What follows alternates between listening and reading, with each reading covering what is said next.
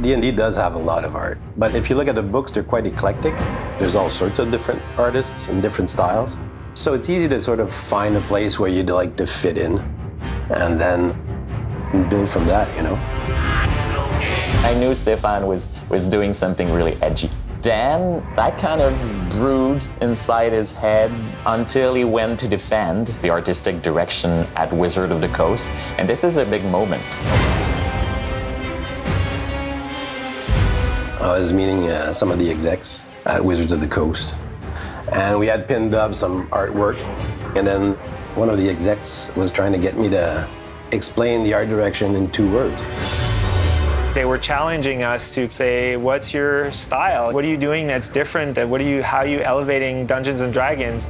We were struggling to find a word to represent the harshness of Icewind Dale, the rituals that these monsters do to gain supernatural powers, the skulls and spikes, and the gritty atmosphere that Icewind Dale is in my mind. So I'm looking at the images on the wall, and I'm going, well, we're heavy metal, man. And I remember Jeff looking at me for a moment, and then the exec went, yeah, we are heavy metal. And it's not to say like heavy metal in the sense of, well, it's big rock music. It's more the style of metal. From there on, it became, okay, the game is metal, and we really embraced it. Stefan has a lot of charisma. He can get people to just join him on stuff. I think that's what happens there. He was convinced from that moment that's what we have, the metal artistic direction, which I entirely love, because that means you can do edgier monsters and edgier characters.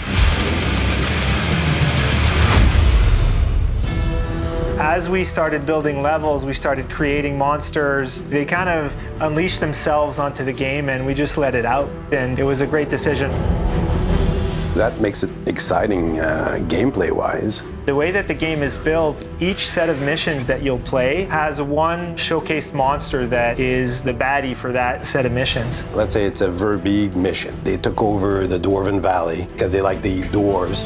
Whereas cultists, they built these castles and they're worshippers, and it's a whole different vibe, right? So basing it on monsters helped us to give every mission its own vibe and its own look. I think that's what I like about our monster. You can see clearly they don't blend into each other. They all have their different personalities, and it's super cool to see.